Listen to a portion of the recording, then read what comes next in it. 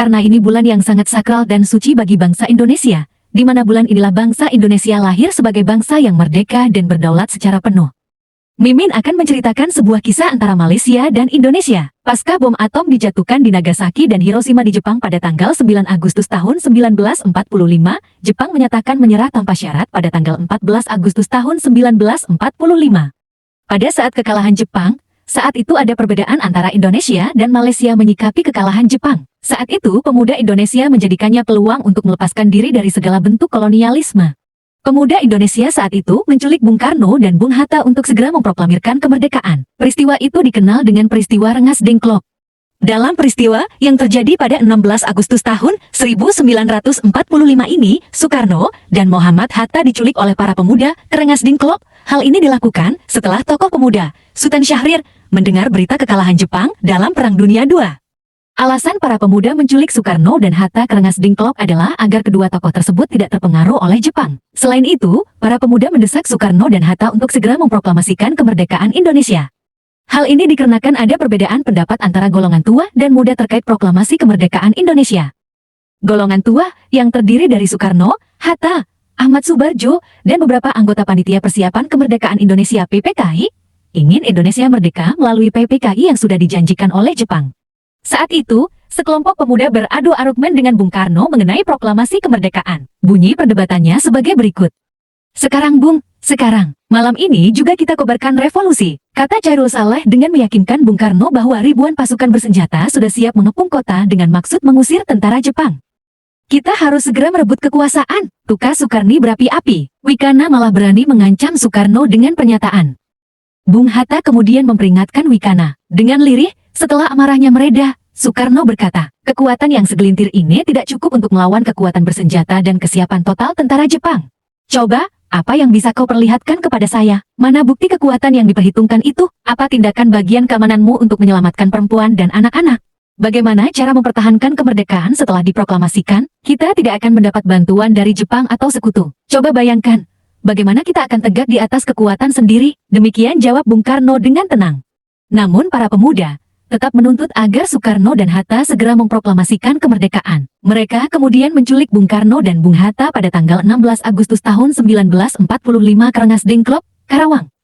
Para pemuda khawatir, apabila Indonesia tidak segera memproklamasikan kemerdekaannya, Belanda akan kembali ke Indonesia dengan membawa sekutu-sekutunya. Karena saat itu memang dalam perang diatur dalam undang-undang internasional, bahwa negara yang kalah dalam perang harus menyerahkan daerah-daerah jajahannya. Upaya yang dilakukan para pemuda dengan menculik Soekarno dan Hatta ke Rengas Dengklok pada 16 Agustus tahun 1945 pun membuahkan hasil. Namun karena saat itu proklamasi kemerdekaan hanya didengar oleh beberapa orang di rumah kecil, beliau merasa proklamasi kemerdekaan itu tidak sah. Bung Karno kemudian memproklamasikan kembali kemerdekaan Indonesia pada tanggal 17 Agustus tahun 1945 di hadapan rakyat Indonesia dengan dikibarkannya bendera merah putih dan diiringi pertama kali lagu-lagu Indonesia Raya. Dan kemudian tentara Belanda memang benar-benar kembali dengan membawa sekutu-sekutunya seperti Inggris dan lain-lain, yang dikenal dengan agresi militer Belanda I dan agresi militer Belanda II. Namun Mimin tidak akan melanjutkan kisah dan sejarah Indonesia yang pahit ini. Kita akan melanjutkan kisah Malaysia setelah kekalahan Jepang. Pada saat Jepang menyerah tanpa syarat pada sekutu. Saat itu, ada tokoh Malaysia yang ingin merdeka, ada juga yang tidak ingin merdeka. Namun pihak yang ingin merdeka bersama-sama dengan Indonesia kalah dengan pihak yang pro penjajah. Karena kalah jumlah, para pihak Malaysia yang pro penjajah saat itu justru memanggil kembali Inggris untuk menduduki wilayah mereka kembali. Dan pihak yang ingin merdeka bersama-sama dengan Indonesia itu ditangkap dan dituduh sebagai komunis. Berikut videonya. Mereka telah mengisytiharkan kemerdekaan penuh Indonesia. Mereka menentukan Pancasila. Sama juga dengan perjuangan di Melaya. Dr. Burhanuddin Hilmi telah mengisytiharkan kemerdekaan negara kita pada 12 Ogos 1945. Di Hotel Majestic depan kereta api. Dan dia, sebagaimana Soekarno telah mengisytiharkan kemerdekaan Indonesia, maka kita merdeka pada masa yang sama. Berbeza dengan Indonesia, tuan-tuan. Orang Melayu menentang kemerdekaan. Siapa kata orang Melayu nak merdeka? Orang Melayu menentang kemerdekaan yang telah disahkan oleh Dr. Burhanuddin Hilmi. Mereka menentang.